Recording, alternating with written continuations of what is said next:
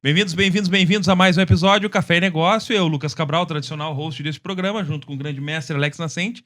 E hoje, Alex, nós temos um convidado inenarrável, né? Inenarrável. Grande Rodrigo Dias, veio falar um pouquinho para nós sobre a jornada dele dentro da Connect Farm e no mundo do agro, né? Então, te apresenta para nós, Alex, depois vamos deixar. Prazer te ter aqui, Rodrigo, né? Amigo de longa data, um empreendedor nato aí, não só do agro, né? Mas empreendedor de tecnologias, de tudo, né? Bom, meu nome é Alex Nascente, consultor, empresário, palestrante, e é um prazer inenarrável te ter aqui.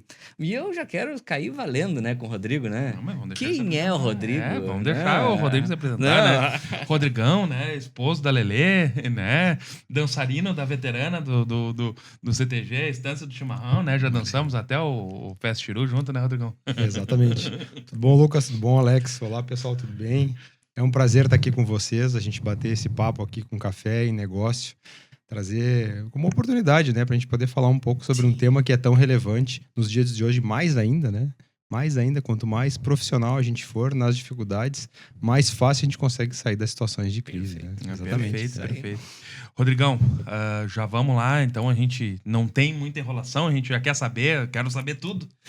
Me conta um pouquinho, cara, como é que foi essa tua jornada de empreendedorismo desde que tu saiu da faculdade lá como engenheiro agrônomo e hoje sendo um dos grandes players hoje de tecnologia voltado para o agro? É uma excelente pergunta, né? O Alex começou perguntando, né? Como é que surgiu, né? De onde veio a história do empreendedorismo? Isso aí. Eu nunca me vi como empreendedor, né? Eu sempre, desde o tempo de escola, eu procurei uma formação técnica, né? Então, procurei uma engenharia agronômica, por entender que a agronomia trabalhava com agricultura e é uma atividade nobre, né? Então, esse foi o motivo principal. Durante toda a faculdade, meu objetivo é ser o melhor técnico possível. Como é que eu poderia levar aquele conhecimento agronômico que eu estava aprendendo na universidade? Ali como, na verdade, nos 2 primeiros anos de faculdade, eu quase desisti da agronomia, né? Então, confesso para vocês, no início de qualquer faculdade, as disciplinas básicas, né? E aí vem, né? A gente às vezes não quer passar pelo básico, né? Quer ir direto pro tema, começa a queimar umas etapas. Então. E aí a coisa começa a não dar muito certo, né? Então, mas ali no 3º semestre eu tive contato com uma disciplina que foi a fisiologia vegetal, né? E como é que os processos aconteciam dentro das plantas, como é que elas cresciam e se desenvolviam. E aí eu me apaixonei pela agricultura, me apaixonei pelas plantas e pela agronomia. E aí eu comecei a minha jornada de fato. Não foi no início da faculdade, né? Foi no 3º semestre, do 2º semestre para frente que começou a jornada. Mas o objetivo sempre foi técnico, né? E eu tive durante a faculdade, busquei a oportunidade e recebi a oportunidade de trabalhar com alguns professores, né? Um deles em especial, numa área, a agronomia também ela é dividida em áreas, como a medicina, né? Como todas as outras áreas. Então eu escolhi a área de fitopatologia, que era a parte... Na verdade eu comecei com a parte de genética, né? Que era estudar o melhoramento vegetal, ou seja, como é que a gente melhora as plantas para que elas possam nos ajudar a produzir mais, a resistir à seca, a reduzir resistência a doenças. Então, o objetivo era esse na faculdade. Então, basicamente o estudo dos transgênicos, basicamente isso. A genética em si, não só transgênicos, né? Mas o melhoramento... Desculpa o agronomês, né? Mas o melhoramento genético, no início, ele se fazia com cruzamento de plantas. Ou seja, se pegava o pólen de uma planta e se colocava numa outra planta, o pólenzinho ali com um cotonetezinho. Eu fiz isso algumas vezes, né? Ou por clonagem, né? Cortava um pedaço de uma planta, multiplicava in vitro e tal. E esse era o processo convencional de melhoramento genético, né? Você tinha que pegar uma planta mãe e uma planta pai e cruzar. Até que se descobriu que poderia extrair o DNA, uma proteína de DNA de uma planta e se inserir noutra planta.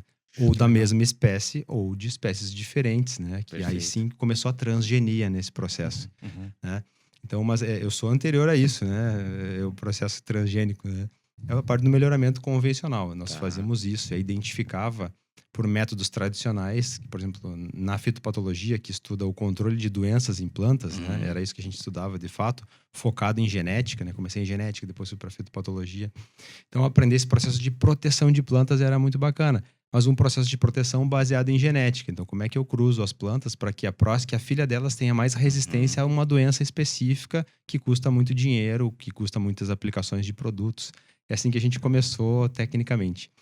E durante esse processo, eu comecei a ter contato com muitas empresas, muitas multinacionais, que procuravam a universidade para testar e desenvolver os seus produtos, né? Então, foi o meu primeiro contato comercial com o mundo de fato, né? Porque tu sai da adolescência, da juventude, da adolescência ali, tá começando a vida adulta junto com a faculdade. E aí foi o primeiro contato que eu tive, foi com essas grandes empresas do mercado, dos players agrícolas, né? Que iam na universidade, botava seu produto lá para testar, para a universidade desenvolver um laudo, para ela poder registrar o seu produto no mercado, para poder ter um respaldo técnico, para vender esse produto no mercado. Dizer, não, eu fiz o teste com o professor tal lá, e o produto funciona. Que então, existe até hoje, em qualquer área. Qualquer área, né? Que eu não deixo de ser os estudos científicos depois para fazer as publicações, né? Dentro das revistas, né? Não só publicações, mas como registro, né? O registro... Tem que ter os estudos técnicos. Tem que ter estudo técnico, ambiental e de saúde hoje para um produto ser registrado no Brasil, né? Tem segurança, né? É uma das legislações mais duras de registros de agroquímicos, por exemplo, é a lei brasileira. Né? É a que demora mais tempo. E é a que tem mais burocracia em termos de testes de eficácia, de resíduo, de todos os tipos de testes de saúde, por exemplo, para o produto poder ser recomendado e registrado no Brasil. Né? E a gente fazia isso na universidade. Então, e a partir desses contatos, então, que eu consegui o meu primeiro emprego, né? De uma empresa que fazia o teste, uma empresa japonesa, né? Com sede em São Paulo, né? Tem sede no Japão e uma subsidiária no Brasil. Então, eu fui contratado, antes mesmo de estar formado, eu já consegui estar contratado por essa empresa. Boa. Que show. E aí, trabalhei na parte técnica, fazendo o que eu fazia na universidade, eu passei a fazer na iniciativa privada, dentro da empresa. E que legal, é remunerado para isso, né? O melhor de tudo. O melhor de tudo. Aí eu já estava formado, então, o fato de poder ter saído da universidade e ter entrado numa grande multinacional, isso me ajudou a eu me desenvolver como profissional. Não só da área técnica, mas... no sentido de não fazer uma pesquisa somente da parte técnica, mas uma pesquisa que futuramente ela vai servir para a empresa transformar isso em produto comercial que vai ser vendido aos agricultores e vai trazer retorno para os agricultores e retorno para a empresa. Show. Então, por 5 anos eu tive essa oportunidade de trabalhar nessa empresa. Eu tive a oportunidade de morar em 5 cidades no Brasil. Legal. Né? Inclusive no Mato Grosso, tive a oportunidade de atender grandes conglomerados agrícolas, como a própria SLC Agrícola, né? Lá de fato. E isso que trouxe essa experiência inicial, né? E um dia em casa, assim, eu morei a maior parte do tempo sozinho, né? Nessa época, viajava muito, mudava de cidade em cidade. Eu tive uma ideia de, olha, se eu faço isso e recebo um terceiro me paga por isso, por que eu não posso fazer isso por mim mesmo, né? Já existiam as consultorias, né? A gente falava aqui, né, das consultorias, né? Por que eu não posso fazer isso por mim mesmo, né? Então foi quando eu decidi, em 2008, eu decidi sair dessa empresa e ter o meu próprio negócio, que era a minha consultoria. Show de bola. Olha aí, foi picado pelo empreendedorismo. Deixa eu fazer a pergunta. E aí começaram os problemas? Com certeza. Com certeza. Mas todo bom empreendedor é bom resolutor de problemas. Senão... Ele estava falando em mitigar processos, né, para as plantas, né? Então ele vai começar a mitigar processos, né, para outros clientes. Eu vou dizer, né, e ganhar dinheiro com isso. E vou dizer, no momento que a gente é picado pelo empreendedorismo, vamos dizer assim, ó, um mundo novo se abre na nossa frente, mas aos desafios da mesma proporção, né? Com certeza. E o desafio ele é proporcional ao tamanho do que tu imagina e sonha para tua vida. Quanto maior o desafio, maior o resultado, maior o problema. Perfeito, bem lembrado. Muito bem colocado. Você que está nos acompanhando ali, pega essa última frase aí. Vamos fazer um corte disso. Isso aí, ó. Corte do Rodrigão. Corte do Rodrigão. Show, cara, que legal. Mas e aí, como é que foi? Ok, esse foi picado pelo bichinho do empreendedorismo, né? Mas, cara, daí até o start tem um caminho. Como é que foi esse caminho, até a Connect? O caminho foi o seguinte, né? Na empresa que eu trabalhava na parte técnica e desenvolvimento de mercado. Eu trabalhei um pouco na parte de pesquisa, metade do tempo, e depois eu fui para o desenvolvimento de mercado, né, da empresa, e que era uma parte mais assim de suporte ao time comercial e desenvolvimento de produtos, né? E aí eu comecei, mas ainda trabalhava bastante na parte técnica, né? Era um trabalho um pouco híbrido, assim. E aí eu comecei a pensar, eu tinha um grupo de produtores que começaram a ficar muito próximos no Paraná. 2, 3 produtores, grandes produtores lá no Paraná, que a gente começou a ficar próximo. E um dia eu lancei a ideia, olha, e se eu te atendesse assim, né, Como consultor. Como consultor e não como técnico da empresa. Ele falou, cara, eu abraço contigo. Né? Então, eu tive 3 produtores que abraçaram o negócio. Então, foi quando aí eu percebi a oportunidade, tinha a oportunidade e aí sim... Cavalo encilhado. Eu pedi as contas lá na empresa que eu trabalhava e passei a empreender. E a primeira safra, o primeiro desafio, né? Era em Guarapuava, no Paraná, né? Lá no interior do Paraná. E na primeira safra, eu comecei, eu tinha 3 clientes, tinha tempo de atender os 3 e tinha tempo de prospectar novos clientes, né? E aí começou a primeira dificuldade, né? Porque eu era um cara extremamente técnico também, que eu tinha passado por treinamentos comerciais, mas o meu foco não era comercial na empresa. Eu assistia o time comercial fazer isso, eu não fazia isso diretamente, né? E o pessoal na empresa dizia assim, Rodrigo, tu é um cara que vai ser bom no comercial. Eu disse, cara, não sei vender um chiclete. Cara, não sei vender. É um negócio técnico, eu dizia assim, né? Tal. Mas estava lá aprendendo. Né? E aí, quando tu tá nessa situação assim, né, de, cara, eu preciso crescer. E aí eu comecei assim, na região, tinham grandes cooperativas que prestavam um serviço técnico e tinha outros consultores lá na região que já estavam estabelecidos há 20, 30 anos atendendo seus clientes. Então, ou seja, era um mercado difícil, um mercado consolidado e difícil de crescer, né? As áreas consolidadas de agricultura já há muitos anos, né? O Paraná é um dos pioneiros, né? Principalmente naquela região, né? Que é uma região que, por si só, tem uma característica climática e de solo que é muito boa para a agricultura, independente de técnica, né? Então, isso é importante também, né? A gente entender, né? E, então, aí comecei a entender que eu precisava fazer uma pesquisa de mercado, né? Ou seja, para onde que eu vou crescer? Sim. Se aqui não tem espaço, né? E aí a gente vai, né, no basicão, vamos lá pegar o IBGE, vamos ver como é que é a área de soja no Brasil, de milho e tal. E nesse momento eu percebi, cara, e na minha cidade? Será que o que eu faço aqui eu não posso levar para o Rio Grande do Sul e trabalhar com os produtores no Rio Grande do Sul e desenvolver esse trabalho? É possível, vamos ver como é que é o negócio. E aí eu peguei especificamente Cachoeira do Sul, poderia ter sido qualquer cidade, né? Mas, e analisei outras cidades, inclusive, né? Como Passo Fundo, como Bagé, como Uruguaiana. Mas Cachoeira tinha uma peculiaridade, né? Assim, importante. Na época, nós estamos falando isso de 2008, 2009, né? Foi quando eu vim para cá. Quando eu decidi voltar para Cachoeira, né? Eu já tinha saído meus 5 anos de faculdade, já estava esse período fora. Eu me formei com 23 anos, então relativamente novo, né? Então, tive esse período, né, rodando aí, conhecendo o Brasil, tendo experiência. Né? Então, eu vi que tinha uma oportunidade aqui na cidade. Na época, nos números da época, né, o município ele tem quase 340 mil hectares, o município de Cachoeira. Então, ou seja, é o segundo maior município do estado em termos de área, perde para Alegrete, né, mas é o segundo maior município do estado. Nós tínhamos uma área de mais ou menos 80, 90 mil hectares de arroz, e uma área no IBGE de mais ou menos 25, 30 mil hectares na época, né? 30, 40 mil hectares era a área de soja de Cachoeira e o restante era arroz. Peraí, mas essa conta, né? 50 mil mais 80 dá 130 e o restante dessa área? O que está acontecendo nessa área? Tinha pecuária, tinha mais de 130 mil hectares de pecuária. E o que eu vi no Brasil? Principalmente no Mato Grosso, as áreas de pecuária sendo convertidas em áreas de agricultura. Então, muitas áreas, Sorriso mesmo, que hoje é o maior produtor de soja do Brasil, né? Tem 500 mil hectares lá. Era pecuária que virou... fortíssimo. Era pecuária, entrava o arroz, abria área para pecuária, depois plantava soja. E eu queria aproveitar, fazendo um adendo, essa diminuição da pecuária se deu muito por conta da dificuldade de profissionalização do manejo do gado, né, cara?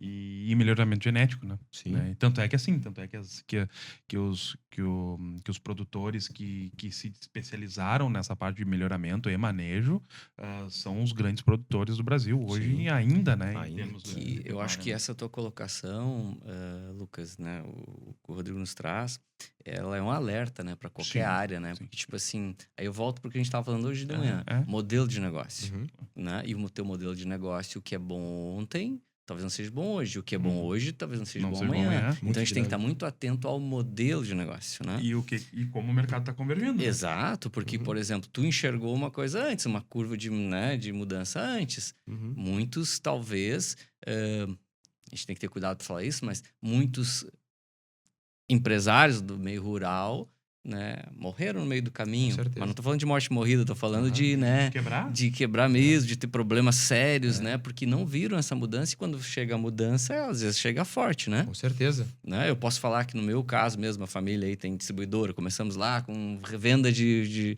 apostilas, né? Estado inteiro, depois livros, revistas. Cara, foi fantástico, né? Eu fui gerente comercial nacional, né? Do Grupo Abril. Então, só que, cara, eu enxerguei isso também, essa mudança muito rápido, vindo muito rápido. E eu pivotei o negócio, porque tu tem que pivotar. Com certeza. Porque, por exemplo, uma coisa que era 100% de negócio impresso, hoje representa 7%.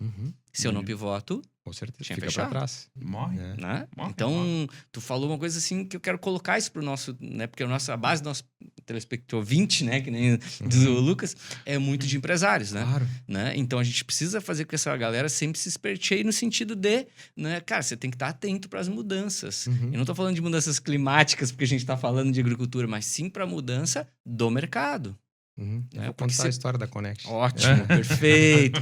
Tá, vamos lá. Depois eu queria chegar nisso. Mas vamos lá. Chegamos ainda lá. Tu sabe que assim, a gente às vezes dá umas atoradas no meio do assunto, justamente pra pegar os ganchos, né? Mas não te apavora. Fica tranquilo. Cara, dentro desse vislumbre que tu teve, que foi um vislumbre estratégico, cara. Sim, assim, ó, exatamente. tu conseguiu enxergar a oportunidade, Claro. mapeou o cenário, a matriz agrícola do Brasil, do município e enxergou a oportunidade. Isso aqui vai reduzir a pecuária. Vai aumentar a soja. Vai aumentar a soja. Vai aumentar a soja. Né? Mas assim, mas como é importante, né? Agora, só pra também pra costurar isso, né? Dados e fatos. Dados e Não fatos. foi a tua emoção querendo vir pra Cachoeira do Sul. Entendeu? Porque a minha família é lá. Que legal. Entende? Olha só, dados e fatos. Soja, E a maioria, hoje ainda, tá, Rodrigo? Hoje, a maioria, a gente entra em muitas empresas, tá? A maioria hoje ainda é empírico. Ainda é na base da emoção ou do achômetro. Claro. Cara, isso é inconcebível nos anos de hoje. Entendeu? Onde o computador é barato, a internet é barato, o programa é barato, contratar um consultor é barato. A IA tá aí. As IAs estão aí. Né? As IAs estão aí. Não, você tem que falar que assim, ó, os dados estão acessíveis. Hoje tu não precisa mais fazer... Vou dar um exemplo bem específico. Não sei se tu reparou que quando a hora que foi almoçar, tinha os militares ali fazendo contagem.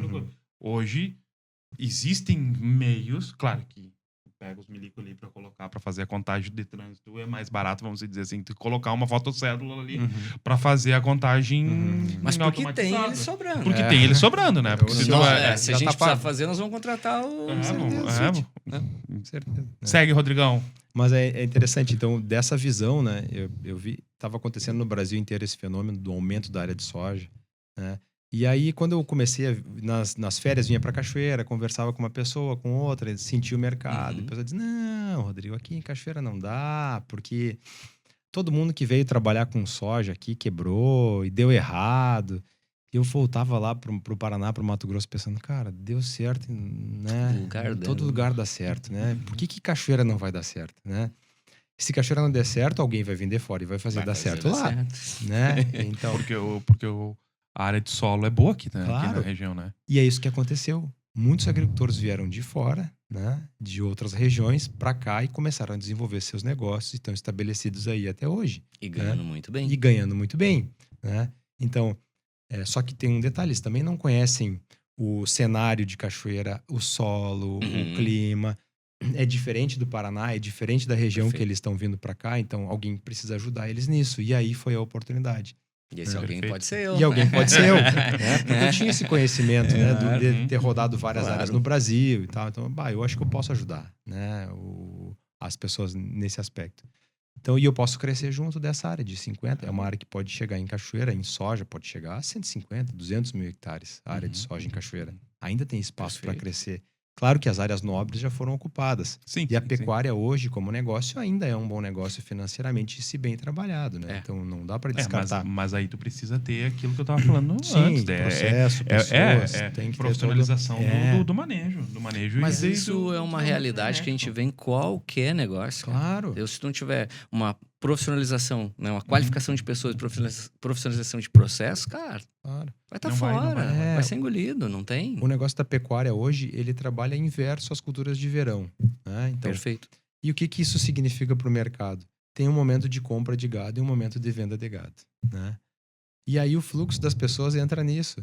Só que na hora que todo mundo quer comprar, lei da oferta e demanda, o preço sobe, o pessoal compra caro. E na hora de vender, todo mundo tem que vender para botar soja, todo mundo vende barato. Olha, aí tem outra oportunidade, né? Se eu ficar nesse ciclo, a pecuária é ruim, ela não dá lucro. Se eu tiver anos ruins no inverno, que é um pouco, o inverno sempre para a pecuária é bom, mas a rentabilidade ela pode ser muito pequena e às vezes não compensar o risco do investimento.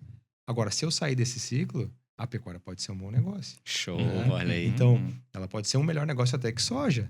Mas, de novo, dados e fatos. Dados e fatos, né? Não, e estudo, né? Estudo técnico, né? Tudo tem que partir disso, né? E eu me aproveitei muito da minha parte técnica, né? Para converter, tentar aprender um pouco mais sobre negócio. Porque acho que nunca vai saber tudo de negócio. Mas aí é outra coisa. Porque tem muito empresário que chega que, claro, ok, hoje eu falava, né? Necessidade ou oportunidade, ele vem, bota energia, bota a mão na massa e ganha e cresce. Tem um certo limite. Só que a partir dali, ele não consegue crescer mais. E aí ele começa só a pagar a conta, só manter. E isso vira um estresse, né? Até onde a pessoa se frustra e quer abandonar tudo. Que existe muito, principalmente no rural. Muito. Tá? Muito. Só que tem um outro detalhe também. Ego e orgulho. Né? Meu pai faz assim, eu faço assim. Quem é tu para falar? Não, tu é estudante, entendeu? Só que esse estudante pode estar trazendo uma baita de uma tecnologia, um penso diferente, entendeu? E cara, e talvez, ok, não é só o estudante lá, entendeu? Não é só o consultor que vem de fora, mas talvez a junção do estudante, do consultor, do cara que tá ali, do filho dele, cara, deu uma quarta, quinta ideia fantástica para se trabalhar, que é o que tu tá nos colocando. Só que o ego e o orgulho não deixa. Acaba, às vezes, inviabilizando. E o que eu queria dizer é para que você que está nos assistindo aí, é que eu já vi nesse mundo corporativo muitas empresas e sonhos acabarem por ego e orgulho. Com certeza. Então, presta atenção. Contrata alguém novo, entendeu? Não precisa ser o Rodrigo, não precisa ser o Alex, o Lucas, entendeu? Mas tem muita gente boa, muita tecnologia, muitos dados e fatos para você se aproveitar, para ter resultados factíveis no teu negócio. E lembrar que o principal inimigo do empreendedor ou do empresário não é o concorrente, é ele mesmo. É ele mesmo. É ele mesmo. Às vezes é ele mesmo. A concorrência bate, tem todo o desafio. Cara, mas o maior desafio é... Mas a concorrência te ajuda a crescer, cara. Com certeza. Porque se o cara tá fazendo melhor que tu... Eu também penso. Se o cara tá fazendo melhor que tu, se o cara tá ganhando terreno, é porque tu tá deixando a desejar. Então eu preciso me melhorar para conseguir suprir aquela fatia de mercado que era minha e eu perdi. Claro. Né? Então é burrice achar que a concorrência é ruim. Só que eu vou ter que trazer um ponto aí. Tem que ser antes de perder essa fatia de mercado. Claro, com certeza. Né? Tu tem que estar antenado, porque tu tem que estar pivotando teu negócio antes que isso aconteça. Antes que aconteça, depois que aconteceu, né? E uma grande dica, né, que eu gostaria de deixar também é o seguinte: seja você o cara que vai suplantar o próprio negócio seu. Claro. Como isso? Cara, simples. Cria novas tendências, nova tecnologia, pivota o teu modelo de negócio. Mas tu tem que fazer isso sempre antecipadamente. Exatamente. Que aí tu tá na vanguarda. E aí ganha dinheiro, tem resultados, tem tranquilidade financeira. E como tu perguntou, o início foi muito difícil, né? Aqui. Porque tudo bem, eu encerrei os contratos lá e vim pra cá, né? E vou começar os contratos novos. Eu fui visitar produtores aqui. E aí, primeiro a gente vai nos que a gente conhece, nos amigos, né? E a parte bacana é que nenhum amigo meu fechou negócio comigo.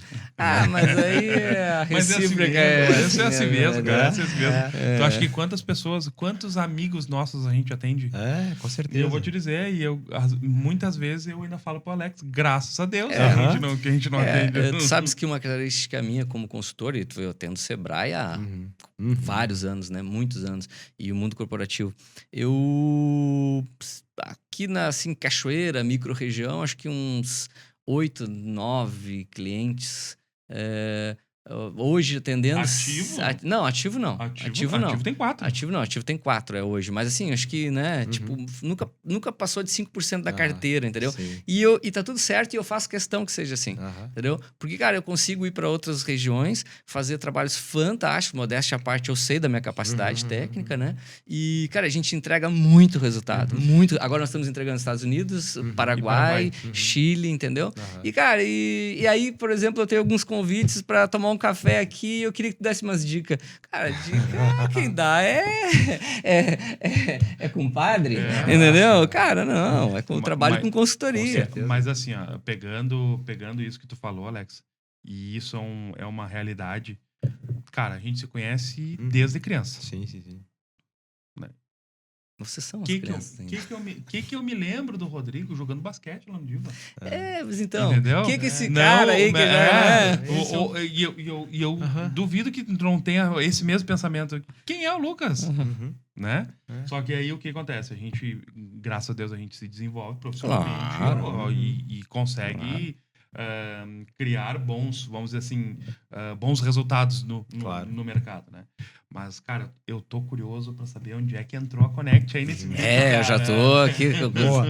Então, aí quando eu voltei pra Cachoeira, além de começar o negócio de consultoria, com um produtor, apresentando uma proposta, e eu achava muito estranho, né? Porque eu chegava num produtor aqui de 500, 600 hectares pra apresentar a proposta e eu olhava aquele negócio assim, aquela proposta comercial no PowerPoint. Eu olhava, nossa, o que esse cara tá falando aqui, né? E às vezes não tinha oportunidade, né? E aquela mesma proposta de negócio, eu sentava com o presidente da SLC, ou um produtor do Mato Grosso de 50 mil hectares, e o cara parava para me escutar e disse, cara, interessante esse negócio aí, vamos analisar. Mas a mentalidade, né? Nível de consciência. Nível de consciência. Então nesse mesmo momento da minha vida, eu comecei também, cara, eu preciso plantar. Porque eu chegava num produtor e eu dizia o seguinte, o produtor dizia, não, mas cara, tu é agrônomo, tá lá no escritório, isso que tu tá dizendo aqui não dá para fazer. No dia a dia da operação do campo aqui não é bem assim que funciona. Eu disse, cara, eu preciso aprender então esse negócio, como que funciona.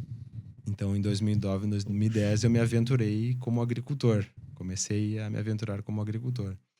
Então eu fiz o mestrado também em 2010 e 11 e 12, fiz o mestrado em agricultura de precisão aqui na Universidade também de Santa Maria, para tentar entender de uma nova tecnologia que estava chegando que eu não sabia se podia dar muito certo. Mas tudo bem, primeiro vamos se qualificar, aprender e depois vamos seguir, né, no negócio. E aí eu comecei nas minhas próprias áreas, né, eu adquiri um monitor de colheita para máquina. Minha máquina não tinha nem gabine, não era nem minha, era uma sociedade que eu tinha, né? Que nós tínhamos aquela máquina, não tinha gabine, mas eu coloquei um monitor de colheita porque eu precisava saber o que eu estava colhendo em cada área. Aquela média de, deu tantos caminhão, deu tanto de peso aqui que saiu dessa área, deu tantos sacos por hectare. A média para mim não era suficiente. Claro. Né? Então, por quê? Porque eu colhendo em cima da máquina, eu vi que tinha lugar que eu colhia muito e tinha lugar que eu não colhia nada. Né? Como que assim, se eu botei o mesmo adubo, é a mesma semente, os mesmos produtos de proteção, né? Aí nós começamos a trabalhar com agricultura de precisão, né? E nós fazia um monte de coleta de solo, uma coleta de solo a cada 2 hectares e tal. Comecei eu mesmo, ia lá, coletava, fazia o GPSzinho de mão lá e tal. E aí pegava um mapa de fertilidade, por exemplo, um mapa quente. Um mapa de fósforo, por exemplo, né? Nutricional daquela área. Eu olhava lá e dizia assim naquele mapa, não, mas aqui tá faltando fósforo. O mapa de fósforo me dizia nutricional, aqui tá faltando fósforo. Eu pegava o mapa de colheita e dizia, peraí, mas ali foi onde eu colhi mais. Como é que... Começou a não fazer sentido os dados. E aí eu começava a perguntar, tá, e nessa área, como é que era isso antes disso? O que tu fazia antes aqui? Quando que tu plantava? Que variedade tu usava?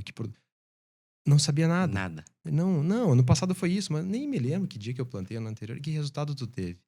Então, eu comecei a ver que isso era muito frequente na agricultura. Os produtores, eles não registram as coisas que eles fazem, né? Então, ou seja, não tinha dados para decidir. E sem dados...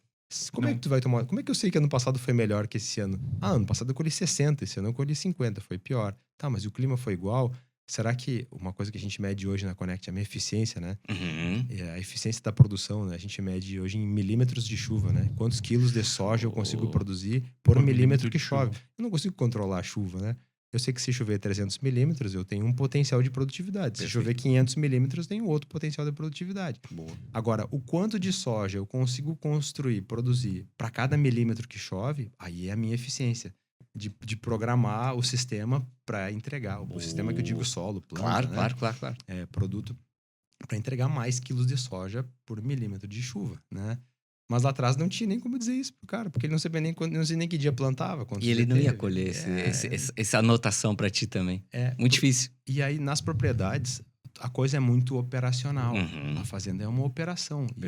O produtor, ele sabe que tem uma época do ano que ele tem que plantar e aquela época é a melhor, que normalmente ele produz mais. Ele não sabe por quê, ele não sabe como. Às vezes dá certo, às vezes não dá. Disseram pra ele.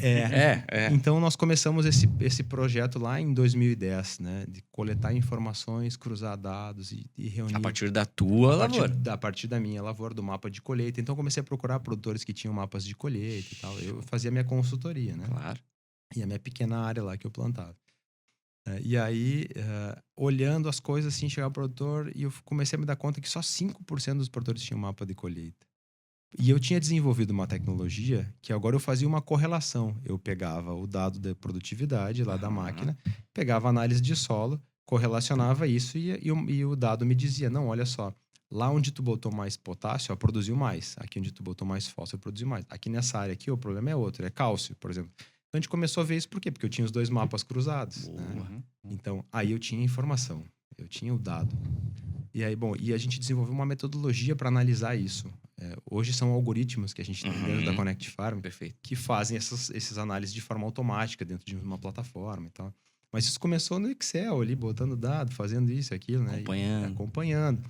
Né? E isso foi a grande transformação, né? De ter esses dados. Só que aí foi quando eu comprei os drones, né? Cara, começou a entrar a tecnologia de imageamento, por índices vegetativos, né? Por câmeras espectrais e tal. E aí eu fui nos Estados Unidos, comprei um drone e eu fui numa feira, num evento em Curitiba, e o pessoal tava vendendo lá um avião que tinha uma câmera que fotografava uma área. Porque eu tinha um drone, ele fazia 30 hectares por hora, mais ou menos, né? O dronezinho, porque a bateria era simples, não tinha muitas baterias e tal. O mapeamento era muito básico, muito baixo. Muito rudimentar. A operação era uma operação cara e de pouca produtividade. Entendi. E aí o cara tinha um avião lá, ele queria 130 mil no avião, né? Naquele VANT, que chama Veículo Aéreo Não Tripulado. Que para fazer um mapeamento, cara, isso aqui faz 400 hectares por dia. Pô, isso é um rendimento quase 10 vezes superior ao que eu fazia e tal. Aí eu olhei assim, não, mas quando eu morei no Mato Grosso, no final de semana, morava sozinho, não tinha muito o que fazer, eu comprei um aeromodelo e comecei a brincar com aeromodelos. Cara, eu consigo montar esse negócio. E aí eu fui nos Estados Unidos, comprei os sistemas de controle, importei a carcaça da China, porque eu vi a carcaça no Alibaba lá, do cara, que ele tinha importado de lá e tal. E eu montei o meu Vant e comecei a voar. Né? Comecei a fazer os mapeamentos em 2014, né? Que eu comprei o drone, montei o Vant, começamos a fazer tu mesmo montou aqui? E eu mesmo montei aqui, né? Pergunta que não quer calar. Quanto? Eu gastei, com a viagem para os Estados Unidos, não chegou a 20 mil reais. Olha aí, ó. 110 mil. A oportunidade. Olha, então, oportunidade. Mas o que eu quero chamar a atenção para isso é o seguinte, de novo, ele olhou a oportunidade e teve ação. Claro. E é isso que os empresários têm que entender, entendeu? Tem que enxergar as oportunidades, mas tem que ter ação prática, tá? Tem que ter ação prática. A galera quer as coisas do nada. Que é mágica, né? Às vezes, muitas vezes querem mágica. Tem esforço. Exato. Com certeza, né? E o investimento também, né? Claro. Para fazer... Mas, cara, eu não tinha condições de comprar aquele Vant. Mas eu olhei, eu podia montar um, né? Então, show. Perfeito. No primeiro voo deu tudo errado, né? Então eu botei no automático, o negócio foi pra baixo. Né? Mas aí, claro que eu podia controlar ele. Claro. Mas aí o ponto importante é esse, que nós começamos esse processo, né? E aí, claro, em várias qualificações que eu fui fazendo durante esse período, né? Uma delas me associei a uma associação na Argentina, que é a APRESID, chama Associação Argentina dos Produtores de Plantio Direto. Equivale à nossa Federação do Plantio Direto. E a coisa mais legal que eu aprendi é que na Argentina eles não têm problema com fertilidade do solo. Os solos deles são que nem os americanos. Naturalmente, os solos são ótimos para a agricultura. Show de bola, hein? Então, eles se preocupam, né, em desenvolver a agricultura baseado na oferta climática, porque é o que limita eles é o clima. Né? Então, ele é assim, quanto de água eu tenho no meu solo? Que variedade, que semente eu tenho que colocar aqui que vai aproveitar melhor por causa do ciclo, por causa da temperatura e tal. E eu comecei a ver uma outra face do negócio. E aí, um despertar que eu tive, né, dessa época aí, 2013, 2014, que era o seguinte, que é o embrião da Connect Farm, né? Bom, como é que eu assisti uma palestra de um argentino lá e ele dizia o seguinte, olha, ele fez um ensaio lá, na agricultura a gente faz muitos testes, né? Então, vai lançar uma semente nova. faz vários campos, uma semente do lado da outra, colhe, vê qual que produziu mais, né? Para ver se ela tá gerando resultado ou não. Esses campos, eles faziam uma rede de ensaios na Argentina. E aí o cara fez análise estatística, mostrou lá na projeção e falou o seguinte, olha, 30% da produtividade dos ensaios desse ano, o que explica ter produzido mais ou ter produzido menos, foram duas coisas importantes. Primeiro, a variedade, né? E a data de plantio. E eu fiquei pensando assim, cara, como é que a gente escolhe variedade no Brasil e como é que a gente escolhe data de plantio no Brasil? Fiquei pensando, a gente vai no dia de campo, as empresas vão lá e ofertam lá suas sementes, né? Fazem os campos da sua semente, a gente olha que tá mais bonita lá e o produtor pega a que tá mais bonita e compra. O que que ele faz? Ele vê o que que o vizinho tá dando certo, o que o cara da revenda disse para ele que é o que tá produzindo mais, né? E leva isso. Cara, não tem nenhuma técnica nisso, nenhuma informação, nada. É tudo empírico, né? E os caras na Argentina, conhecimento tácito, né? E aí os caras na Argentina lá tem uma rede que mostra, cara. E aí então essa primeira pergunta foi impactante para mim, mas a segunda foi um soco no meu estômago, porque ele disse assim: quanto custa pro produtor escolher a variedade e escolher a data para plantar? Não custa nada. Custa inteligência, custa informação. Se ele sabe que essa variedade aqui plantada nessa área produz mais do que essa outra variedade nessa área, ele escolhe uma e não escolhe outra, né? E aí, então, nós começamos a partir desse aspecto, né? Eu entendi o seguinte para o meu negócio, que nós trabalhávamos com agricultura de precisão. A agricultura de precisão, ela faz um mapeamento dos nutrientes no solo para fazer uma reposição nutricional para melhorar a fertilidade do solo. Só que nesses modelos, acontecia muito assim de um produtor, por exemplo, experimentar. Numa área ele fazia o processo de agricultura de precisão e na outra área não. Não fazia. E às vezes na área que ele não fazia, ele colhia mais do que na área que ele aplicava uma tecnologia. Nossa. E o produtor dizia, cara, isso não funciona. Entendeu? Porque na área que eu não fiz aqui, eu tô colhendo mais. Mas eu entendi que se 30% do resultado está na escolha da variedade na de plantio, não está no trabalho de agricultura de precisão. Esse foi o insight do negócio, né? Ele está numa outra coisa que eu não estou olhando, que é a variedade, a escolha da semente. Então, em 2015, nós começamos a desenvolver uma metodologia, e aí olhando para a imagem de satélite, não por drone, porque na época nós atendíamos 15 mil hectares, hoje são quase 100 mil. Show. E eu disse assim, para eu fazer um voo, para ter uma informação de índice vegetativo, só eu que sabia voar aquele negócio, né? Eu tinha que trabalhar 30 dias, indo nas propriedades, mapeando, pousando, pegando os mapas e mais 15 dias de processamento no escritório dos mapas para poder ter a imagem. E aí tinha uma empresa na Argentina que me ofereceu toda semana no meu escritório todas as imagens dos meus clientes, né? Por um custo muito por centavos de dólar, né? É tecnologia, né? Tecnologia, né? E o cara pegava a imagem do satélite e me entregava. Claro. Né? Hoje a gente consegue pegar a mesma imagem gratuita, não precisa mais pagar para ele. Né? Desenvolvemos o processo para pegar a informação. Para captura. Né? Então, isso mudou todo o processo para a gente, né? Porque isso fez a gente entender que não entregar somente uma parte do negócio, que era a fertilidade do solo, ela não era garantia de resultado para o cliente. Perfeito. Né?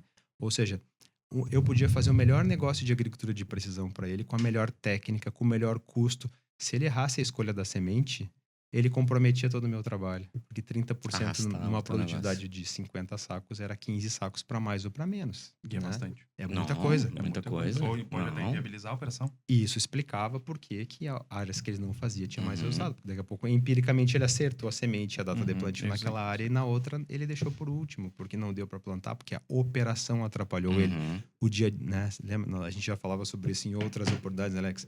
Às vezes a gente está muito na operação e perde o estratégico e não enxerga esses aspectos. Exato. Né? E ele nem estava se dando conta disso, porque ele estava na operação do negócio ali, e ele não estava enxergando o estratégico, e para ele só tinha um resultado. Ali eu colhi mais, ali eu colhi menos. Mas o que eu fiz que deu certo, deu errado, ele não teve. No meio não sabia. E essa foi a chave para a gente construir os modelos que a gente tem hoje, né? Então, não adianta eu entregar para o agricultor só esse serviço aqui. Porque se eu não entregar esse outro junto aqui, ele não tem a percepção do valor que eu posso entregar para ele. Show. Então, perfeito. E isso conta, né? Percepção de valor, né? De entrega, né? Exatamente. Já indo para o nosso, né? Falando de negócios, né? E aí foi toda a virada, né? A gente começou a profissionalizar a construção dos algoritmos, né? Então, a gente precisa de uma plataforma para isso, não pode ser somente em Excel e tal. Então, eu tive a oportunidade de me juntar com outros sócios na Connect Farm. Nós somos eu e mais 4 sócios, né? Que a gente decidiu que realmente ia construir um negócio por essa linha e investir os 4, né, com o seu capital próprio e transformar essa informação, todo esse conhecimento num negócio, porque de fato isso não tinha alguém que entregasse isso desse jeito no mercado. Perfeito. E aí que a gente construiu a oportunidade da Connect Farm. Então, no primeiro ano, nós começamos, então, nós éramos uma empresa de consultoria, né? Sim. Consultoria e agricultura de precisão. Ainda hoje é o carro-chefe, né? O que paga as contas ainda é isso aí, né? Então, ainda é a consultoria. Ainda é. Mas aí vem o primeiro desafio. Nós começamos assim, né? O primeiro método que veio com os outros sócios, não, nós temos que fazer uma coleta de agricultura de precisão, assim e tal. Cara, isso dá um custo altíssimo para o agricultor. O agricultor não vai pagar por isso. Porque eu sou produtor, eu não vou pagar por isso, por um negócio que ainda não é consolidado, que eu não sei. Não dá. E o meu concorrente cobra menos da metade disso para fazer. Né? Não dá. E aí nós tivemos que começar a redesenhar processos. Né? Então nós começamos a desenvolver o processo da Connect Farm para fazer agricultura de precisão. Aí que entrou o modelo de negócio. E aí entra o modelo de negócio. Então nós conseguimos trabalhar uma redução de custo, um aumento da operação num projeto diferente, que era diferente do que as empresas de agricultura de precisão entregavam, né? Entregam no mercado hoje, é diferente o modelo que a gente entrega. Nós trabalhamos hoje no modelo de benchmarking, de causa e efeito, de resultado dentro da propriedade. O que a gente faz?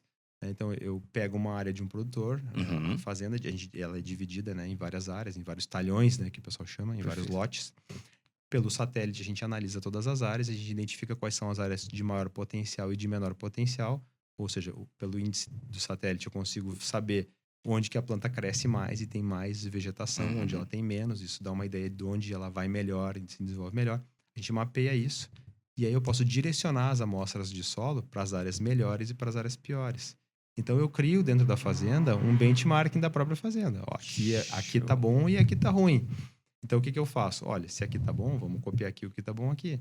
Só que quando a gente começa a fazer isso para mais de 500 fazendas no Brasil, eu consigo comparar regiões, estados diferentes, estruturas diferentes. E aí tu começa a ter dados valiosos. Começa a subir.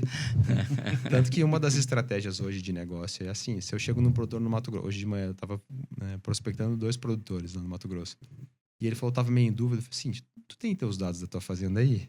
E eles têm. Faz o seguinte, me passa as tuas informações. Pode ser do passado mesmo, ou as últimas que tu tem.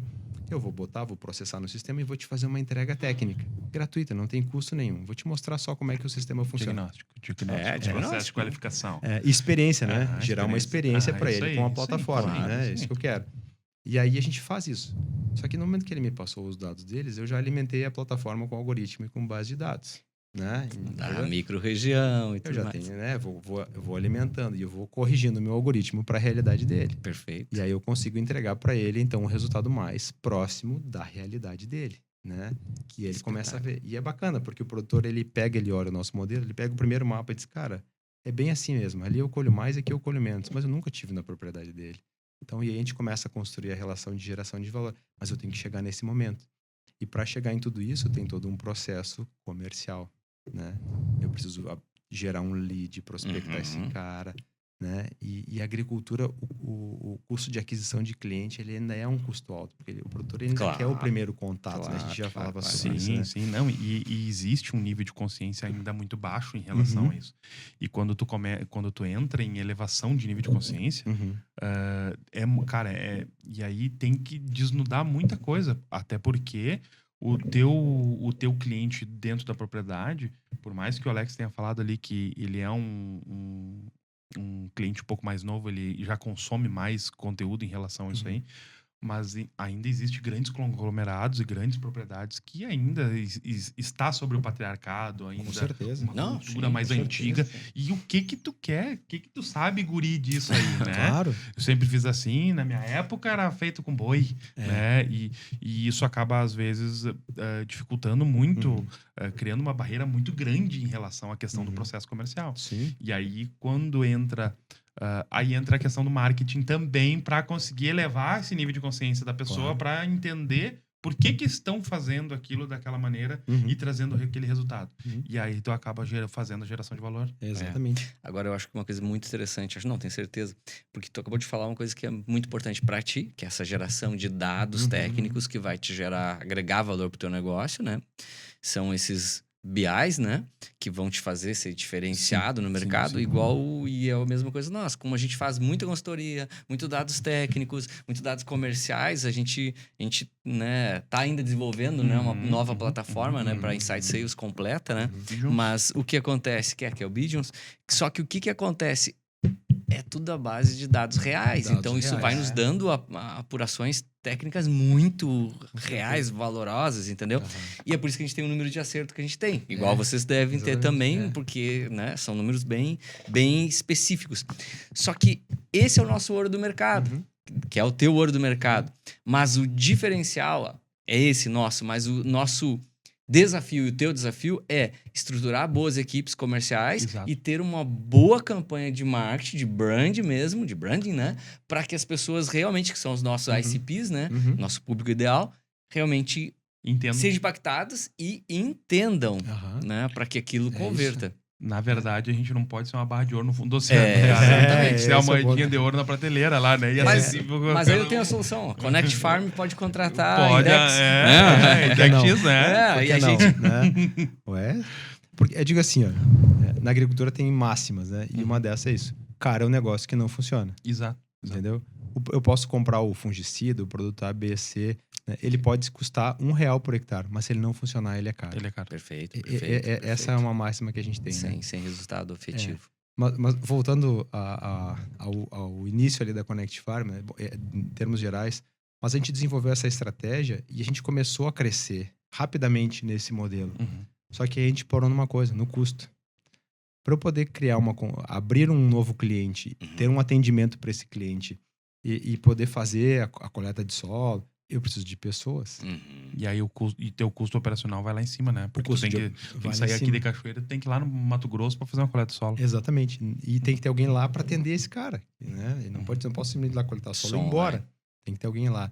E a gente entendeu, nossa empresa vai fazer 6 anos agora, essa semana, Connect Farm, né? De fundação do dia 29 do CNPJ. E que a gente construiu, né? Na verdade, saiu da zona de perigo. Saiu 5 anos. É verdade. E olha que legal, né? A gente começou o processo assim. O primeiro processo a gente viu que não ia dar certo, porque o custo era muito alto. Então a gente teve que se reinventar e fazer um processo novo. Que aí desenvolvemos a metodologia que a gente trabalha hoje mais próximo. E aí, nesse processo, a gente descobriu também que do jeito que tá, não tinha escala. Né? Não tinha escala. Porque a gente, para crescer, tem que contratar um batalhão de gente, treinar, preparar, tem que ter a mesma entrega. E aí tu cresce... Mas crescimento traz custo também. Claro. Aí não é vantagem. Aí é a máxima aquela do crescimento vezes escala, né? Ou tu vai ter uma commodity e trabalhar custo baixinho e fazer um grande volume de negócio para ganhar dinheiro, ou não.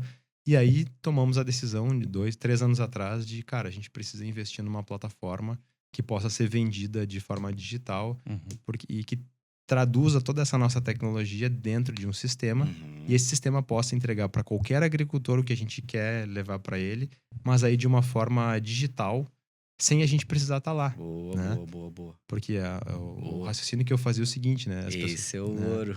O teu pareto tá aí, cara. O pareto tá aí. E aí nós começamos a migrar, porque um dia assim, a gente falava, como nós trabalhava com algoritmo desde 2015, com essa parte de tecnologia na agricultura, a gente achava que nós éramos uma empresa de agricultura. Até que numa das mentorias que a gente estava fazendo a gente como startup participamos por alguns processos de aceleração, de mentoria. A gente foi selecionado para alguns programas, como pela Sicredi, né, por outras empresas. E foi legal que um cara disse assim, não, mas peraí, vocês não são uma empresa de tecnologia, são uma empresa de consultoria. E esse cara tava na cara, assim, o tempo todo. A gente sempre foi uma empresa... Nascemos como uma empresa de consultoria, se desenvolvemos como uma empresa... Por que agora a gente tava... Nós tínhamos um posicionamento... Não, nós somos uma empresa de tecnologia com algoritmo... Tem até lá um manifesto da Connect Farm, né? Que dizia, somos uma empresa de tecnologia com tecnologia proprietária que entrega resultado pro produtor e tal, mas tem que ter uma pessoa lá junto contigo, tá? Pô, velho, acabou a tecnologia. O negócio é consultoria, né? Então, de fato. Apoiada pela tecnologia, mas é uma consultoria. É uma consultoria com tecnologia, né? Bom, então... E aí a gente começou esse processo... Cara, a gente precisa ter uma empresa de tecnologia para ter escala. E a gente começou a apostar no sistema, que é a plataforma que a gente usa hoje, que é onde a gente está apostando o crescimento da Connect Farm. E aí sim ser uma empresa de software agronômico, né, de tecnologia. Né? Então, tu vê, em 6 anos a gente passou por 2 transformações. Né, vocês, na verdade, vocês pivotaram o negócio de vocês 2 vezes. 2 vezes. Para se manter no mercado e principalmente para se para crescer. Para crescer de forma sustentável, né? Resultado, né? Porque daí o que acontece? Mas vocês pensam mas vocês pensaram sempre no diferencial, né? E quantas pessoas morrem agarrado, né? Porque tem um outro detalhe, né? O empreendedor ou vamos lá, o cara que desenvolve as ideias, ele às vezes morre com aquela ideia, entendeu? Por quê? Porque ele é extremamente agarrado naquela ideia, entendeu? E não é que a ideia seja ruim, que nem a de vocês não era ruim, mas só que tinha que ser pivotada, tinha que ser exatamente. E aí, quantos morrem nesse meio do caminho? Claro. Né? Não, às vezes não tem braço, às vezes ou não cresce, às vezes né? não tem capital, E isso não é fácil. Por exemplo, pega, agora falando, né? Nós passamos por 4 anos climáticos ruins no Rio Grande do Sul. Perfeito, perfeito. E a principal lição que a gente aprendeu nos 2 primeiros anos, 3 primeiros anos, né? Fora esse último ano, porque esse último ano a gente já tinha aprendido um pouco mais, não que esteja sendo um ano fácil, né? Mas tudo aquilo que tecnicamente a gente ajudou o produtor a resolver se desfez com o clima. Verdade. Se desfez com o clima. Né? Por conta das enchentes, coisa assim. Lavou os campos. Teve campos. Não só por lavar, mas, por exemplo, né? Nós tínhamos uma proposta para o produtor, né, que era aumentar a produtividade. Perfeito. E a gente tinha, a nossa média de produtividade dos clientes que trabalham com a gente é 10 sacos de soja acima da média do município, vamos falar assim, né? O que é muito bom, né? Só que eu não posso garantir mais produtividade para ele se dá uma seca. Se tá tudo pronto para colher e chove, ele não consegue colher, então eu não posso garantir produtividade. Então nós tivemos que mudar também a forma de comunicar isso, às vezes enxergar. É o mesmo serviço, é o mesmo negócio, mas agora a nossa comunicação é o seguinte: o quanto que eu te ajudo a ganhar de dinheiro, a ter rentabilidade. De fato. De fato. Né? E por isso a estratégia das eficiências. Né? Eu não posso garantir para ti, eu não posso te garantir que vai chover. Mesmo que tu coloque um sistema de irrigação que pode te ajudar, um paliativo. Perfeito. Se for uma seca muito severa, que nem a gente teve em 22, 23, né? Não tem o que fazer. Né? Realmente. Mas dentro desse cenário, nós começamos a buscar nos dados quais estratégias deram certo e quais não deram certo nas correlações. Isso está nos ensinando a repaginar o sistema e a conversa para frente. Isso tem trazido muito mais impacto para o negócio e assertividade nas conversões. Sim.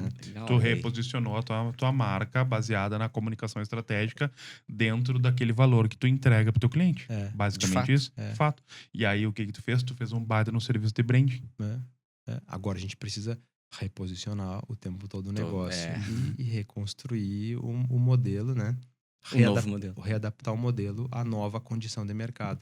Então nós estamos falando que num período de 6 anos, por 3 ou 4 vezes, né? Aquilo que a gente falava no início, o mercado mudou. E tu tem que mudar junto. Se tu não mudar junto... Muda junto.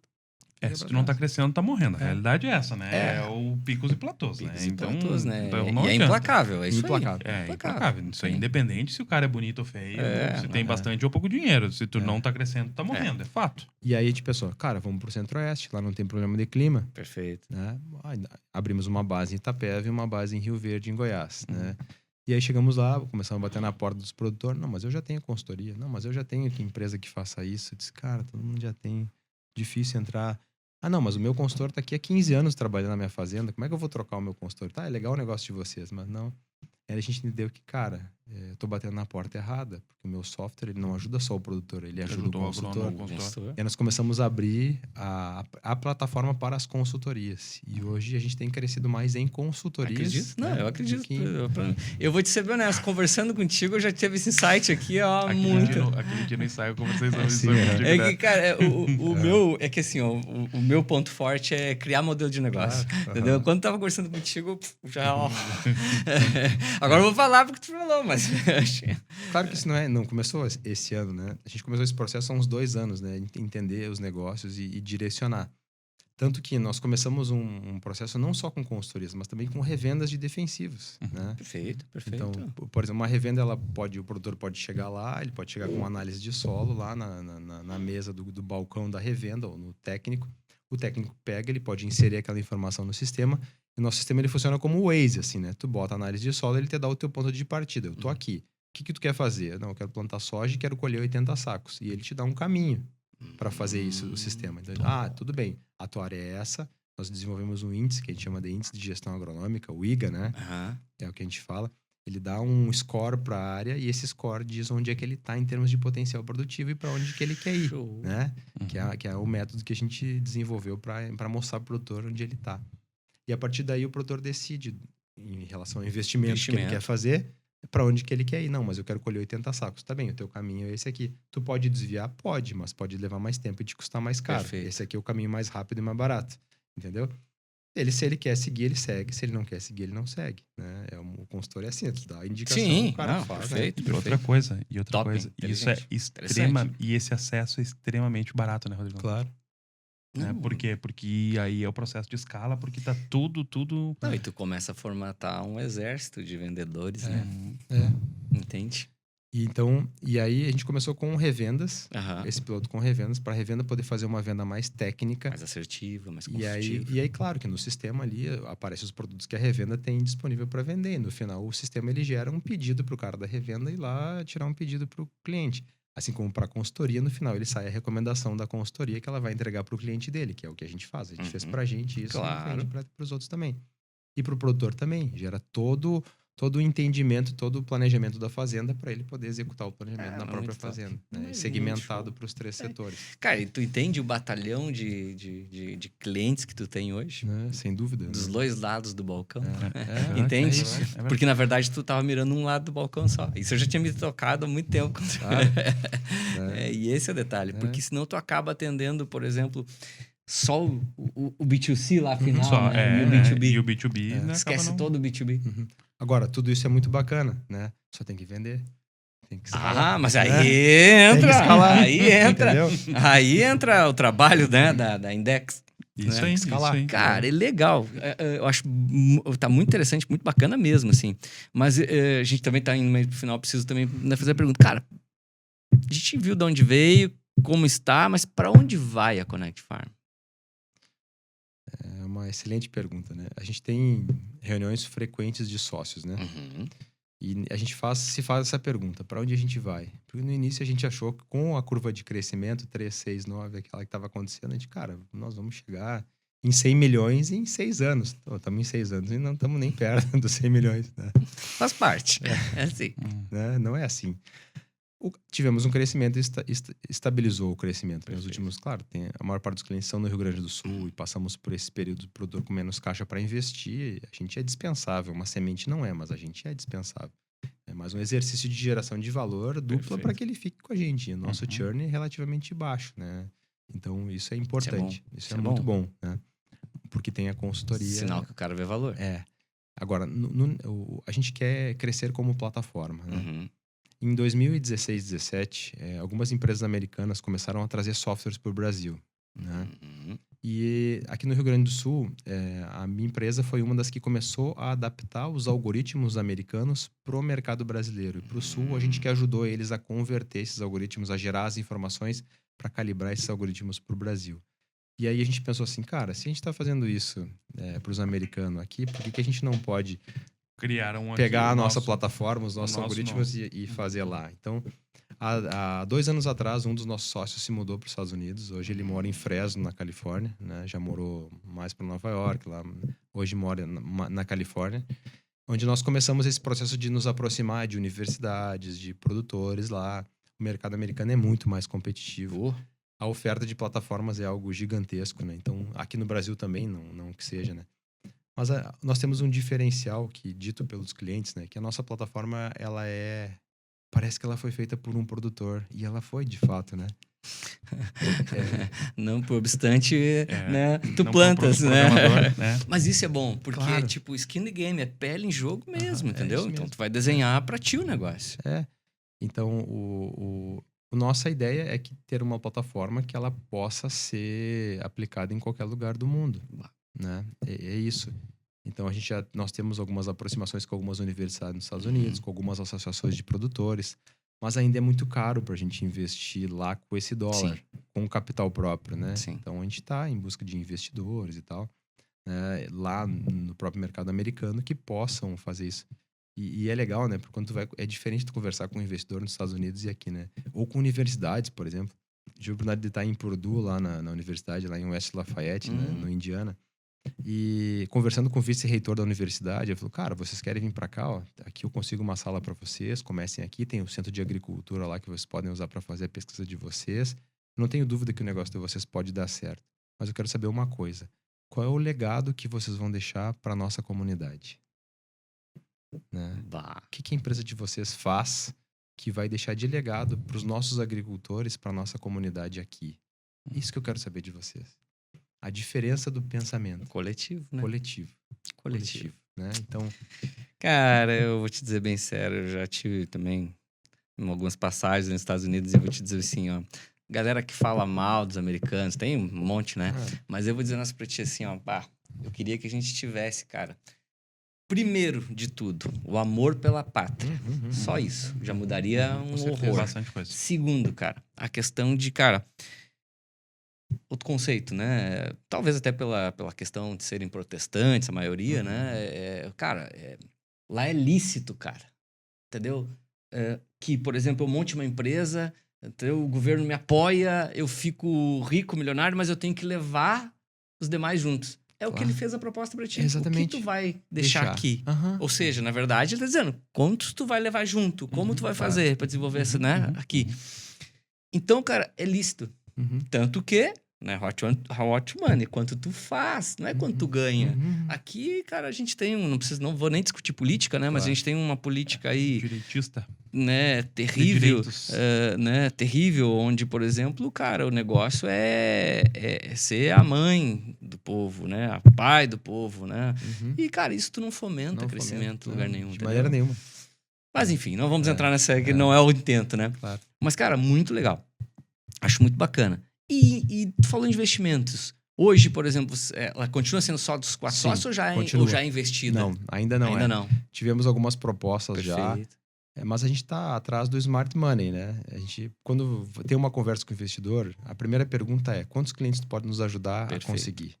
Se esse cara, não, eu boto dinheiro aí, vocês trabalham e dá retorno. Cara, aí o banco faz. Não preciso. Né? Aí o banco faz, consegue dinheiro. Exatamente. Perfeito. Então, hoje estamos só na mão dos sócios, né? E para quem trabalha com agricultura, né? A gente não pode deixar de falar e de acreditar e de fazer, né? Nosso principal sócio, que é Deus, né? Sim. A gente tem que dizer assim, né? Sim, nosso plano de crescimento é desenvolver a plataforma, né? Para que ela seja uma ferramenta de trabalho de qualquer agricultor que queira fazer esse trabalho. A gente tá com algumas parcerias aí com o Sicredi, começando. Perfeito. Mas, cara, se ele quiser, né? Se ele quiser. Se ele quiser. Né? Se ele não quiser, nem amanhã nós estamos... Não adianta, né? Então... É verdade. É soberba achar que vai fazer alguma coisa sem ele. O cara que trabalha com agricultura, se ele não acreditar em Deus, ele não trabalha. É verdade. Concordo contigo. A agricultura é um passo de fé, né? Tu faz um investimento e não sabe se vai ter retorno. Né? Então, isso é total. Isso é então, ou a loteria, que nem dizia, né? Muito pessoal, mas eu concordo muito com a tua colocação. É um passo de fé mesmo, um passo né? de fé. É um passo de fé. Então... E, na verdade, isso leva a uma outra colocação, né? Que é bem inerente, né? Na verdade, cara, não estamos falando aqui de religião, estamos falando de espiritualidade, né, cara? Religiosidade. Né? A gente está falando aqui de realmente, cara, acreditar em alguma coisa maior, né? Eu tenho a minha religião, enfim, e eu várias vezes já proferi ela aqui, né? Mas não é isso que eu tô dizendo. Por isso que eu fiz questão de dizer, não é religiosidade, é espiritualidade, cara, é acreditar. Mas aí eu queria puxar isso pro lado seguinte, né? Já que a gente falou lá do povo americano, cara, quanto se a gente realmente, cara, fosse pessoas com mais E eu vou falar bem isso, cara. Mais princípios, mais valores, mais honra, mais amor à terra, mais, sabe, cara, vamos trazer o senso de cooperativismo, cara. Entendeu? Porque, cara, que é o que retroalimenta o negócio, a sociedade, a cidade, o bairro, entendeu? Cara, porque se tá legal, eu tô bem, tô muito bem. Entende? E se eu tô muito bem e tô gerando emprego e renda, né? Cara, quantas pessoas estão vindo junto? Que é o que ele te propôs. E é esse o conceito que eu gostaria de você que tá aqui, empresário. Você tem o dever como empresário, tá? Porque se Deus te permitiu ter esse sonho, tá? Ele vai te ajudar a prover. Claro. Só que quando ele provê contigo, sim, com força do teu braço, sim, mas é através dele, pensa em desenvolver a tua cidade, a tua comunidade, o teu bairro, ou pelo menos a tua rua. Não vampirize a tua comunidade. Exato. E aí tem conta simples, né? A agricultura, ela é um dos maiores geradores de PIB, porque ela é uma indústria, de fato. A agricultura é um setor... Tu pega um insumo e transforma isso num produto acabado e vende. Perfeito. Né? E geração de PIB com isso. A agricultura é um dos maiores geradores de PIB que existe no mundo, né? De qualquer comunidade. E, obviamente, que se isso vai bem e se a comunidade vai bem, e aí vem a questão, né? Se o empresário enxerga isso e investe nisso e desenvolve a comunidade e a comunidade passa a ter mais recursos, ela passa a consumir mais. Porque a gente fala muitas vezes do bairrismo, a gente acha que a gente é bairrista, mas o americano é muito mais bairrista. Não quero fazer um paralelo aqui, né? Mas a gente, gaúcho, também é bairrista. Sim, aqui, bastante. Mas o bairrismo, ele tem um problema, né? Porque a gente acaba querendo se proteger e esse protecionismo não nos ajuda a crescer. Eu também já tive comércio na cidade também, né? É a minha opinião, né? Obviamente. Mas eu penso assim, a gente precisa evoluir nos negócios, né? Nosso objetivo da conversa. Desculpa se eu vou passar o tempo aqui. Não. Mas a gente precisa evoluir sempre nos negócios, né? E para evoluir, nós estávamos falando de concorrência. Exato. Precisa ter concorrência, precisa ter mercado, né? Não é por acaso que os maiores centros urbanos são os maiores centros de negócio, porque lá tem mais consumidor. Claro. Com poder de compra. Com poder, né? Bala na agulha. Exatamente. Então, se no nosso município os empresários eles tivessem capacidade competitiva, não entre si, mas que eles tivessem um potencial de competição com os melhores negócios do mercado, certamente atrairia mais negócios. As pessoas comprariam daqui em vez de sair daqui e comprar fora. Perfeito. Né?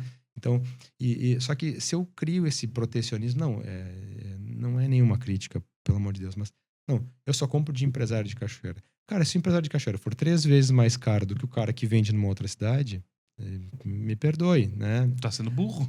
Tu entendeu? Não tem, né? Agora, se o cara de Cachoeira, ele pode cobrar mais caro, né? E coisa simples, né? Porque eu tenho um custo para sair daqui e comprar em outro lugar. Claro, né? Agora, se o cara daqui cobrar mais caro e esse custo compensar, mesmo ele sendo mais caro, eu compro daqui. A lei do mercado, do negócio é assim. Mas, né? aí tu não é uma política protecionista, tu tem uma política de austeridade, ou seja, que tu vai fomentar a tua comunidade para a tua comunidade ser pujante. Claro, porque isso faz com que a concorrência local entre os empresários e os negócios... Porque assim, a gente tem que ter negócios que eles tenham níveis de competitividade internacionais ou nacionais, que é a famosa globalização, né? Porque nós estávamos falando sobre negócios substitutos, né? No início aqui, né? O meu negócio hoje, ele tá bom, mas daqui a pouco entra uma empresa, um grande grupo de negócio que toma o meu negócio e eu fico para trás, né? De certa forma, né? A gente vê assim, alguns agrônomos se preocupam com a gente, porque eles acham que a gente substitui o trabalho técnico deles. Sim, É uma quebra de paradigma. Exato. Trazer eles para dentro do negócio. Tem que treinar esses caras para eles serem evangelizadores da marca, né? E aí tudo muda. Mas aí precisa mudar, exato. Ele precisa entender que a gente é um catalisador do negócio dele. Exato. Né? E não o substituto do negócio dele. E outra coisa, ele tem que entender que vai facilitar muito o trabalho dele. Claro. Muito o trabalho dele. Então, do ponto de vista social, assim, do município, né? Se o nosso empresário ele tivesse essa consciência, em vez de eu competir aqui, tu, Alex e Lucas, nos negócios, se a gente se ajudar aqui, a gente pode ser muito mais competitivo e trazer gente de negócio de fora. Exato. Então, esse é o modelo mental que a gente tem que pensar diferente, né? Tu sabes que agora tu falou um negócio, me lembrei. Cara, assim, até por ter saído também, tu também saiu, entendeu? E eu dedico esse teu crescimento a tu ter saído, né? Claro. Essa que é a grande verdade. Enxergar coisas novas. Né? Exato. E o meu crescimento também, enfim, porque eu fui, né? 16 anos me emancipei e fui embora pro mundo. E voltei com as ideias, voltei com os projetos, né? E aí eu trouxe uma bandeira de, cara, vamos unificar empresas, vamos comprar junto. Eu fui uma das primeiras empresas a fazer consórcio de compra, entendeu? E aí a galera, uns, né, ficavam assim, até me escutavam, outros assim, que eram um pouquinho mais, né, pá, isso é interessante, né, tá lá, como é que vai fazer? E outros, bem, tá louco, não tá louco, eu vou lá ajudar o Rodrigo, mas não tá ajudando o Rodrigo, tô comprando junto, o poder aqui, nós podemos desenvolver a cidade, a região. Comprar barato, comprar mais barato. Cara, quantos tu compra? Eu compro por 10. Mas nós estamos conseguindo por 7, negócio pra todo mundo. Não, aquele lá não compra. O que isso, entendeu? E aí, tu é louco, né? Tu é louco. Não, essas ideias de louco aí não quer. Nossa, Bom, cheguei a ouvir isso, entendeu? Mas diz que todo... Diz que é assim, né? O que todo separa louco. Um louco, né? É o resultado. É o resultado. É o resultado. Senão é só louco. No início é louco, depois é gênio. É um visionário. Gênio visionário. Rodrigão, então, deixa a tua... Estamos se encaminhando aí pro final. Deixa a tua mensagem final. Faz o teu pitch. Presta a câmera ali. Faz o teu pitch. O pitch final é o seguinte, né? A gente precisa ter boas ideias. Isso é importante. Mas, mais do que ideias, a gente precisa de ação. Né? E a gente não tem que acreditar que aquela ideia que a gente teve e aquela ação, ela vai ser o primeiro resultado que a gente vai ter. Né? Porque a gente sonha assim, não, eu quero ser um empreendedor de sucesso. E ele acha que teve uma grande ideia, conseguiu botar em prática e teve algum resultado e acha que aquilo ali vai ser o suficiente para a vida inteira. E não é. Então, o espírito de aprendiz, né, Alex? Esse espírito de aprendiz eterno, né? Eterno aprendiz. É o que faz a gente largar as vaidades, né? Porque a gente discute às vezes assim, como eu sou o CEO da minha empresa, né? Mas eu preferia não ser. Porque se tivesse um outro CEO que não fosse sócio e criador das estratégias, ele não iria olhar as coisas com amor, ele ia olhar as coisas racionalmente. Perfeito. Eu tento não fazer isso, né? Porque eu tô olhando para os meus filhos, né? Quando a gente olha para os filhos, a gente olha diferente. Então, a gente tem que olhar para o seu negócio não como se fosse um filho, mas como se fosse... Ele é um negócio, né? É um negócio. E se ele não dá lucro, por maior amor que eu tenho por ele, eu tenho que modificar. Senão eu não vou para frente. É isso aí. Então, esse espírito... Lapidar as paixões, né? Esse espírito de aprendizado, né? E de constância em olhar para os dados, olhar para os números, conversar com as pessoas, aprender, que nem eu falei aqui, né? De mentorias, a gente já conversou muito, né? Sobre o negócio também nos cursos que a gente fez, em viagens, né? Esse tipo de conhecimento e de informação é que faz a gente mudar a percepção. E essa mudança de percepção é que muda o nível o qual a gente vai trabalhar e desenvolver. E a partir disso, tu vai estar se inserindo em novas ambiências, né? Exato. E ambiência... Gera referência e referência gera resultado. Resultado. É isso aí. É isso aí. Alex, Show. Sua mensagem final? Minha mensagem final é assim, ó. Empresário, fique atento. Mantenha-se sempre com os olhos à frente, porque você vai precisar estar pivotando o teu negócio, mudando o modelo de negócio para realmente ter esse sucesso que você tanto sonhou ou tanto trabalhou. Exatamente. Perfeito. Então, gente, muito obrigado, Rodrigão. Eu que agradeço. Obrigado, Alex. E até a próxima, galera. Um abraço.